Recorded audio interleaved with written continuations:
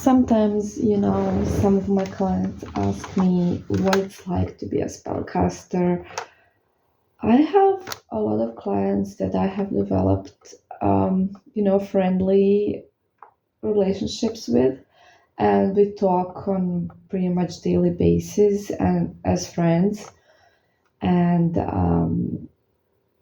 I love it, and I'm really grateful to have such beautiful clients. I also have clients that I work with, you know, continuously. So we do spells for different areas of their life and everything, and they just have me as their spellcaster and work with me through the whole path, which is such an honor and it's beautiful.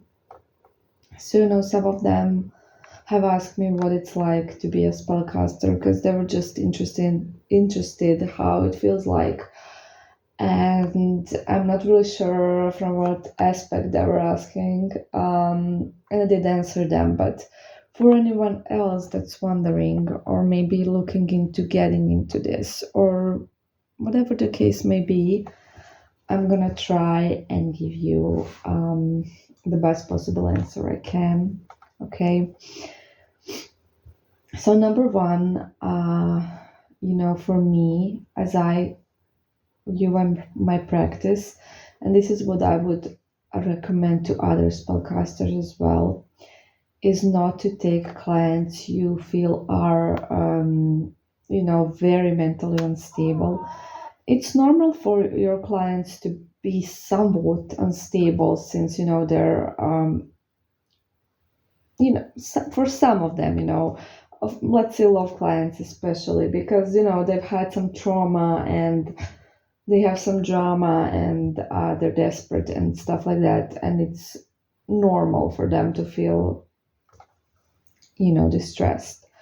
But if you sense someone's energy, and as a spellcaster, you do feel energies, so you'll know. If you sense someone energy is totally like back, it's like all over the place, and it's not the person you want to work with because number one, they're not going to be able to follow the advice. Number two, the spell's not going to work because they're totally out of it.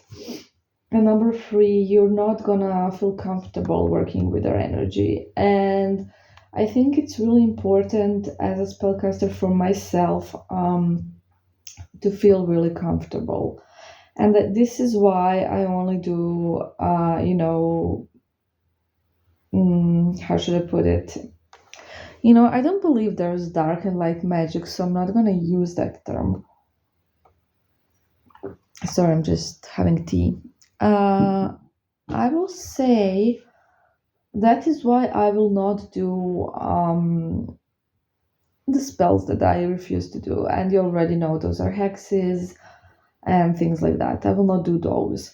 I will do, targeted love spells and all of that because I do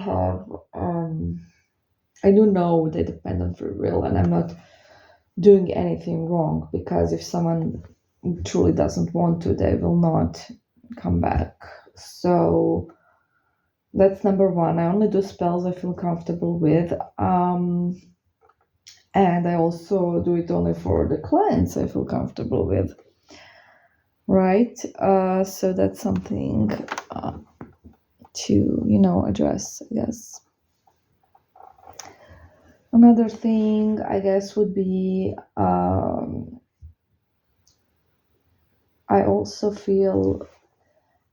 I feel so happy when my spells work and when I actually help a person. So there's so much gratitude I have for the spirits I work with, and it just makes me feel good that I've helped someone because I feel my mission in life is to help others. Um, and I love that. I love that. So that's how it feels. It also feels great when I have really grateful and amazing clients that really understand how it works. That sometimes they can't get exactly what I want, but we can try, and if it doesn't work, we can get them something else. And yeah, those are the pluses of the business. Now let's talk about the minuses. So obviously, every now and then you will get a client that you will not vibe with, and even, you know, they will not be the ones I mentioned in the beginning, totally distressed ones, but they will be either very impatient or very or you or they will not follow the rules. So they will not follow the rules I give them, and they will keep doing the opposite, and then, bothering me with all of that. But they're doing the opposite, so obviously the spell can't work. And that's just so annoying because I always have clear instructions. Okay, I have so many YouTube videos about not molesting the target, not trying to manipulate the target, and all of those things. And I always say it will never work. And these people keep doing this. And then there are also clients that demand a specific time frame, which is not possible for me or anyone else to give. It's just not possible, And they're always like, time frame, time frame, time frame. Or when I do a reading, they want a specific time frame, and I can just sometimes see in the cards if something's gonna be like fast or delayed, or but basically if it's showing in the cards, it means it's in the near future. However, there are people that just demand time frame, like I'm god or something, or I don't know how to phrase even what being I would have to be to see an actual time frame. Number one, you can't know a time frame because time frames do change and do depend on energies. So they depend on your energy, and they depend on the situation. So if your energy is going to be as it is at the moment when you're demanding a time frame, which means impatient, totally needy, and totally desperate, the time frame is going to be delayed. Okay, that's what I can tell you. So, like, demanding something from a spellcaster is really bad. Also, being rude to a spellcaster, or just being like demanding, makes a spellcaster develop a certain vibe about you that they don't like, and that might affect your results, even though a spellcaster is like totally honest and everything and want you to have what you want, even though you were not nicest. It can probably happen. I imagine it can. So you should be really number one, when you choose a spellcaster, you should trust them. Okay, check their reviews, or just see how you vibe with them, see what your intuition is telling you about them, if they're fake, if they're not. If you think they're fake, don't hire them. Okay, because even if they're not, it's probably not gonna work because you just think they're a scammer. So yes, please, if you do not trust me, don't hire me. That's basically what I'm saying. And if I refuse you, I have a good reason for that. All right, I will not work with everyone. I choose my clients because I do this work to help people and to get that feeling of accomplishment, and the fact that I've helped someone means a lot to me. So I will not work with someone who I can't help because of their attitude. And since unlike most spellcasters, my income does not rely on this at all.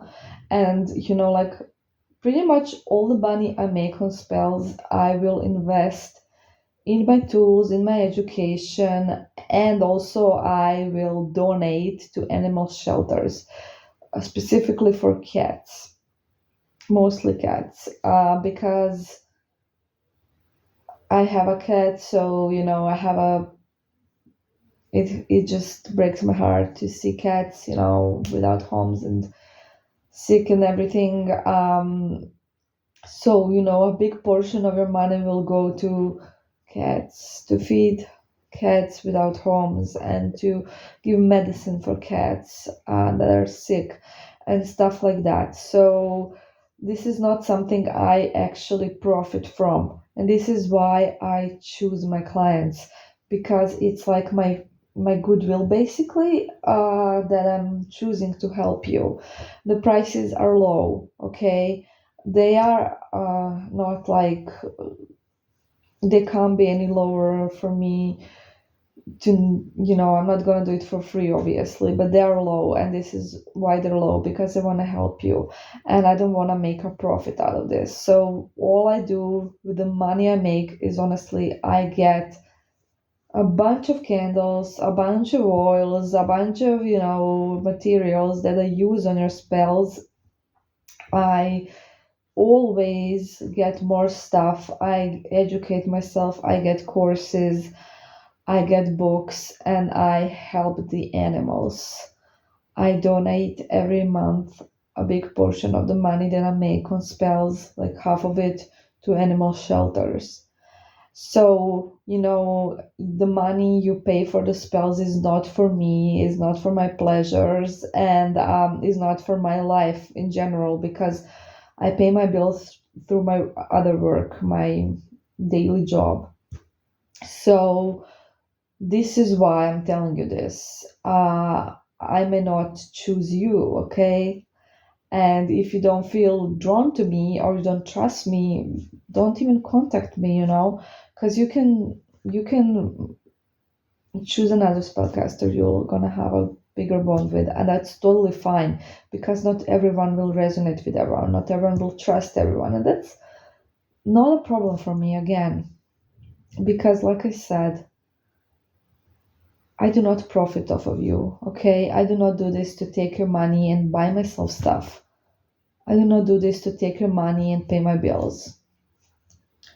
Of course, I love educating myself, and that's expensive, and materials cost as well. And also, a really important thing is I'm giving my energy. I'm giving my energy and my time into this spell. And if all you can do is like ask me for a time frame or be rude to me after all of this that I've just said, I mean, we're just not gonna. We, I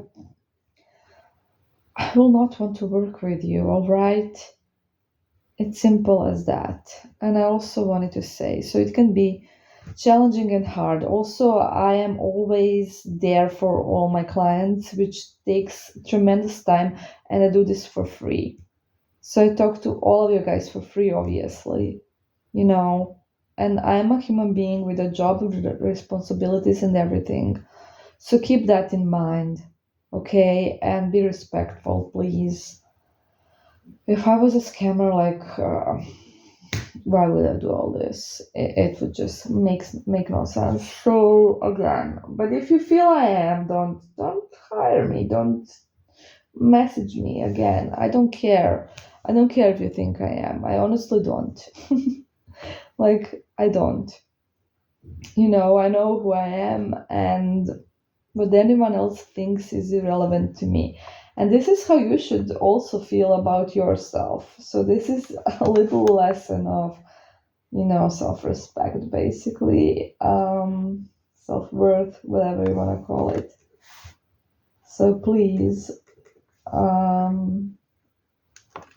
listen to me. So that's kind of how it feels. Now, when it comes to other things, yes, it's draining. So talking to people all the time can be draining, but as I love my clients, I actually do not feel drained from that. But doing spells is draining. It takes a lot of energy, okay? So, if you've ever done a spell for yourself or anyone else, you know that it's really energy consuming and you're gonna get tired after it. So this is why, obviously I will only schedule spells when I know that I can have energy for it. So usually it will be the weekend when I don't have my daily job, or you're gonna have to wait for like a couple of days, because usually because I really want to be rested and give you the best I can from myself. I don't want to drain myself, and I don't want to, make your spell like sloppy, basically. Yes, I would use that term. So that's why you will need to wait. It will not be more than a week. So it's not a long wait, basically, but you will have to do that. You can't be impatient in general with spells or demand time frames. They do take time, you can't just expect them to happen right away. Okay. And that's basically what I wanted to say. So, I did have a couple of people that I did not take as my clients that were like, I either sensed they really don't believe in magic at all, so why get a spell if you already think it's not gonna work? Like, what's the point? And, or I would sense they are really, very skeptical. It's normal to have a certain dose of skepticism. Um, it's normal. I don't mind that. But if you're like super obviously not trusting in magic, then what's the point? I had clients that had like 1,000 questions that were all the same thing. Will it work? Is it gonna work? Is it gonna work for sure? 100% gonna work? Like, no, I can't tell you if it's 100% gonna work, because no spellcaster can make anything work. We are not gods again, and not everything is possible. So, no is the answer. But if they are like not getting that 100% reassurance, they will not pay. Well, fine, you can try if it works, and maybe it will, or don't try at all, and that's it. Those are your options, and I don't care which one you choose. I'm not here to convince you to make like basically nothing from it. Okay? So it's up to your free will, basically. If you're gonna try it and give it a try, or if you're just not gonna even try it because it's not 100%. And it's not. It never is. Okay? So, like I said, it is up to you. Everything is up to you, basically. And yeah, that's it. And I want to thank all my clients that are nice and that I love and that love me and that we have a nice relationship. I love you guys. You're amazing people. And yeah, that's it. Bye.